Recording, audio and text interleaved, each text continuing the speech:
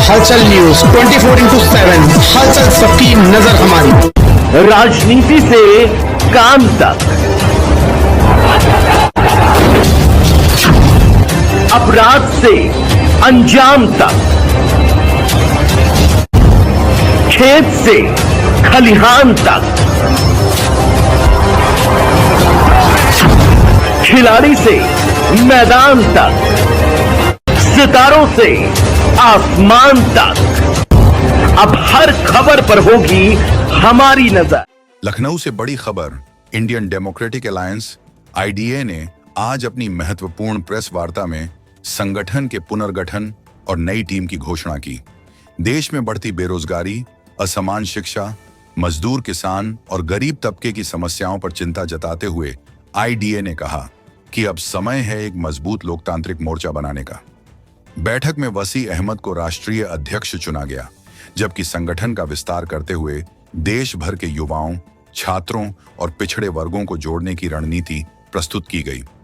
साथ ही 2027 विधानसभा चुनाव के लिए घनश्याम कोरी को मुख्यमंत्री पद का आधिकारिक चेहरा घोषित किया गया।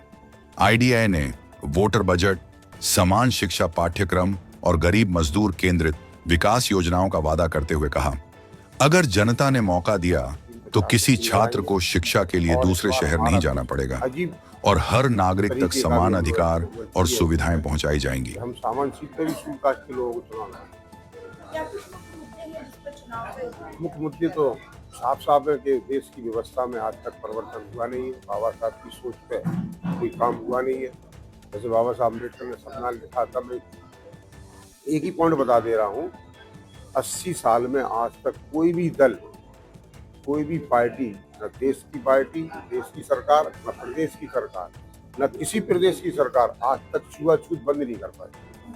आज भी छुआछूत के कारण लोगों को मारा पीटा घसीटा जाता है, बलात्कार किया जाता है, हाथ पैर काट दिए जाते हैं। आप बराबर नहीं देख रहे, आप लोग नहीं देने वाले लोग।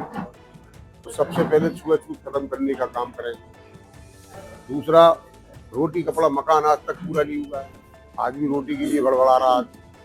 आज भी देश के अंदर बेकारी घूम रहे हैं, कपड़ा तन पे नहीं है, ऐसे खाली फिर घूम रहे हैं। लोगों के यहाँ छपाने छोकरी नहीं है।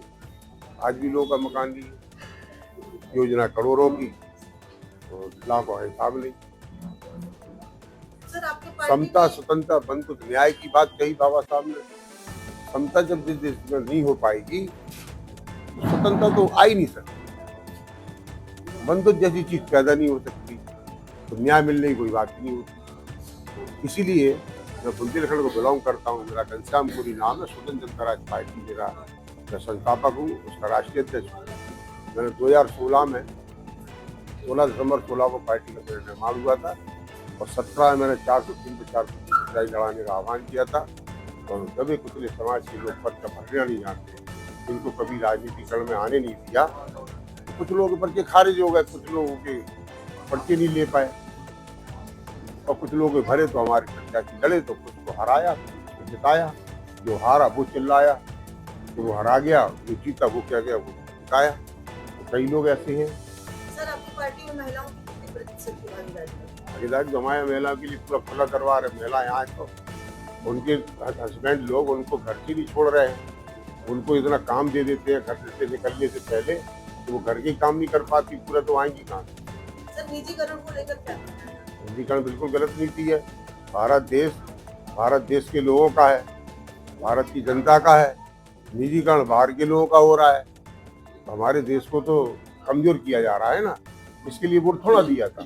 इसीलिए तुम कह रहे हैं कि इस देश के अंदर वोटर पेंशन लागू होना चाहिए। समता, स्वतंत्रता, बंधुत्व, न्याय के आधार पर जब सरकार चलेगी।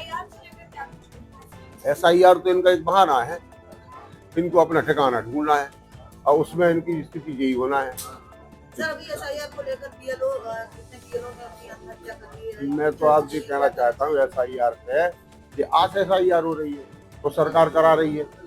कल हुई थी तो अभी उन्होंने कराई थी, परसों पहले हो चुकी, नरसों पीछे हो चुकी, तब भी उन्होंने कराई थी। ठीक है, आज भी आप वोटर लिस्ट उठा लेना और SIR होने के बाद वोटर लिस्ट उठा लेना, तो पति के सामने पत्नी का नाम नहीं होगा और बाप के सामने बेटे का नाम नहीं होगा, कहीं पति के सामने ससुर का, ससुर के सामने बेटे का नाम। और उनकी आयु नहीं होगी पूरी, तो ये इनकी व्यवस्था गड़बड़ है ना। तो जिस दिन वोटर पेंशन लागू हो जाएगी, जिस दिन वोटर पेंशन लागू हो जाएगी, भारत की जनगणना नंबर 1 की होगी। आज अगर मैं किसी से पूछ लूं कि आपके बेटी की उम्र क्या है, तो आप अभी सोचने लगेंगे, सन तो बता देंगे, थोड़ा बहुत दिमाग दौड़ा के डेट और टाइम नहीं बता पाएंगे। जिस दिन वोटर पेंशन लागू होगी, उस दिन के बाद जिसके घर में बच्चा जन्म लेगा, उस दिन से वो उसकी सालें गिनेगा, और जिस साल वो 18 का होगा उस साल वो महीने गिनेगा, और जिस महीने में 18 का होगा उसमें वो दिन गिनेगा, उस हफ्ते में 18 का हो तो वो दिन गिनेगा, और जिस दिन 18 का हो तो उसमें घंटे गिनेगा, और जिस घंटे में 18 का हो तो मिनट गिनेगा, और सेकंड में पकड़ हाथ कलेक्टेड में होगा, इसका नाम लिखो, अगले महीने मुझे 15,000 रुपये पेंशन चाहिए। और जब पेंशन होगी तो टेंशन फ्री होगा हमारा आदमी। आज पूरे देश की जनता को टेंशन ही टेंशन है, नाली का, खड़ंजे का, खाने का, पीने का, सोने का, चाय का, शादी का, पढ़ाई का, लिखाई का, लोन का, बताओ काय का टेंशन नहीं है। सर हमारे देश का अहम मुद्दा है बेरोजगारी, उस पर क्या कहेंगे? बेरोजगारी तो मिनटों में खत्म होगी जब बेरोजगार लोगों की सरकार होगी। जनता की सरकार जनता के हाथ में देना चाहती है, जनता की सरकार आती ही नहीं है, गन्ना सेठों की सरकार आती है। जब वोटर पेंशन लागू होगी तो गन्ना सेठ गायब हो जाएंगे, क्योंकि शिक्षा चिकित्सा निःशुल्क है, और विधायक निधि सांसद निधि खत्म है। विधायक निधि सांसद निधि बढ़ाने से तो जनता का नुमाइंदा पहुंच नहीं पाता है। सर मीडिया के माध्यम से क्या कहना चाहेंगे आज की प्रेस कॉन्फ्रेंस में? मीडियम के माध्यम से आपसे सहयोग चाहते हैं कि ये एक ऐसी पार्टी आपके सामने आया, ऐसा गठबंधन आपके सामने आया है, इस देश को अमन चैन में लाना चाहता है, बाबा साहब के संविधान को लागू कराना चाहता है। जब संविधान लागू हो जाएगा ऑटोमेटिक सब व्यवस्था हो जाएगी। सर आज की जो प्रेस वार्ता है, जो प्रेस क्लब में आज प्रेस वार्ता का आयोजन किया गया है, लेकिन अहम मुद्दों को लेकर के आज प्रेस वार्ता है। देखिए, सबसे पहले अपना परिचय। सबसे पहले मैं अपना परिचय देता हूँ। मेरा नाम शत्रुघ्न सिंह निषाद, राष्ट्रीय अध्यक्ष अभय समाज पार्टी। मैं सर्वप्रथम जो है सभी पत्रकार बंधुओं को मैं धन्यवाद देता हूँ कि आप लोगों ने जो है अपना बहुमत इसमें निकाल करके जो आज का जो आइडिया गठबंधन की विचारधारा को फैलाने के लिए आप लोगों ने समय दिया, मैं तहे दिल से जो है आभार व्यक्त करता हूँ। और मैं जो है अपने जो भी राष्ट्रीय अध्यक्ष यहाँ पर उपस्थित हुए हैं, आप सभी लोगों को भी आभार व्यक्त करता हूँ कि गोरखपुर से मैं बिलोंग करता हूँ, और वहीं से मुख्यमंत्री का जो है हमारे योगी आदित्यनाथ जी हैं, वहीं से चेहरे हैं, और उसी पिछड़े क्षेत्र से मैं भी आता हूँ। और वहाँ पर जो है वहाँ की बॉर्डर तक का जो भी समस्याएं हैं, ज़मीनी स्तर की जो बातें हैं, उस सारी समस्याओं को देखा जाए तो जो है बेशक जो है मुख्यमंत्री चेहरा वहाँ बने हुए हैं, लेकिन जमीन पर कोई विकास नहीं है। तो मैं आप लोगों के माध्यम से ये संदेश देना चाहता हूँ कि जो यहाँ का जो आइडिया का गठबंधन है, गठबंधन में हम लोग जो अपनी भागीदारी स्थापित कर रहे हैं, और ये हम लोग जो जमीनी स्तर पर जो है वोटर पेंशन के मुद्दा को ही हाईलाइट कर रहे हैं, क्योंकि वोटर पेंशन एक ऐसा मुद्दा है जिसके माध्यम से जो है हर वोटर के घर जो है उनको जो है व्यवस्था पहुंचने का कार्य हो। सर आगामी 2027 के चुनाव को लेकर क्या रणनीति है? आगामी 2027 में जो है हमारा गठबंधन जो है 403 पर चुनाव लड़ने की रणनीति बना रही है। इसमें जो है तमाम जो भी दलें हैं, जो समान विचारधारा के दलें हैं, उनको भी शामिल अभी किया जाएगा, और उनको साथ लेकर के जो है 403 पर जो है बिगुल बजा करके काम करेगा।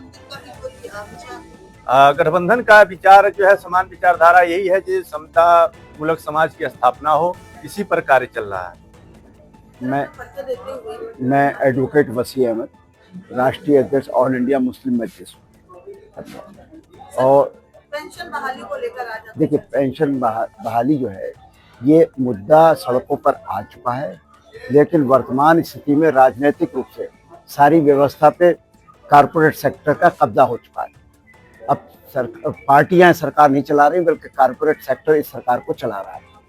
बेरोजगारी और बढ़ेगी, क्योंकि कारपोरेट सेक्टर हर चीज़ को खरीदता चला जा रहा है, और सरकारी संस्थाएं खत्म होती जा रही हैं। सरकारी पैसा, सरकारी संस्थाएं सब खत्म होती जा रही, सारा कैप्चर कर लिया, पूरी व्यवस्था को इस सरकार ने कैप्चर कर लिया, चाहे वो जुडिशरी हो, चुनाव आयोग हो, मीडिया हो, हर चीज़ को उसने कैप्चर कर लिया। अब उस व्यवस्था से निकलने के लिए तरीका एक जन आंदोलन की ज़रूरत है, क्योंकि ये आसानी से छोड़ेंगे नहीं।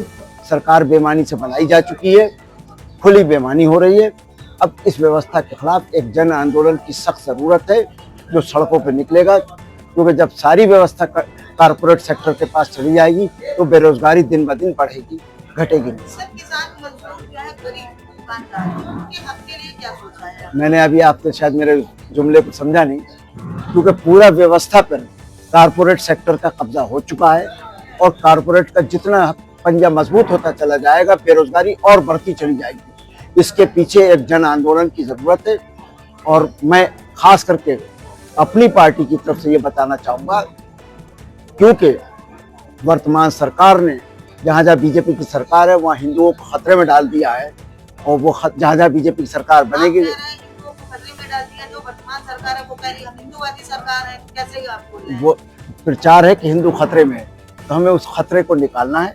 और हमारी पार्टी जो आज तक है मुस्लिम, ये मैक्सिमम चुनाव जो लड़ाएगी वो SC OBC के प्रत्याशियों को अपने बैनर तले खड़ा करेगी और उनके पीछे खड़े होकर उनके साथ चुनाव व्यवस्था में हम आएंगे।